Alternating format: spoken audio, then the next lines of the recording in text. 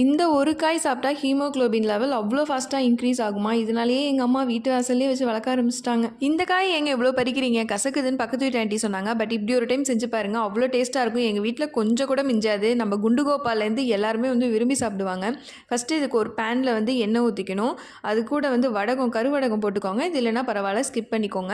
அப்புறம் வெங்காயம், தக்காளி இது நல்லா வந்து வதங்கினதுக்கப்புறம் வீட்டில் சின்ன குளவிகள் இந்த மாதிரி இருந்தால் சுண்டைக்காவை லைட்டாக தான் நசுக்கணும். நசுக்கி தண்ணியில் போட்டுக்கணும், இல்லைன்னா கருத்துரும். வெங்காயம் தக்காளி வதங்கினதுக்கு அப்புறம் இந்த சுண்டைக்காவையும் போட்டு லைட்டாக கிளறி விட்டுக்கணும். அப்புறம் இது கூடவே உப்பு, மஞ்சத்தூள், மிளகாத்தூள், மல்லித்தூள் இது எல்லாமே போட்டு இறக்குற அளவு தண்ணி ஊற்றி மூடி வச்சிடணும். கொதிக்கிற ஸ்டேஜில் உங்களுக்கு தேவையான அளவு தேங்காய், பெருஞ்சீரகம் இதை அரைச்சி பேஸ்ட் மாதிரி ஊற்றிக்கணும். இது சப்பாத்தி, தோசை, இட்லி, ரைஸ் எல்லாத்துக்குமே வந்து அவ்வளோ சூப்பராக இருக்கும். இதை ஒரு பவுல் எடுத்து கொண்டு போய் பக்கத்து வீட்டு ஆண்டிக்கு கொடுத்தோம்.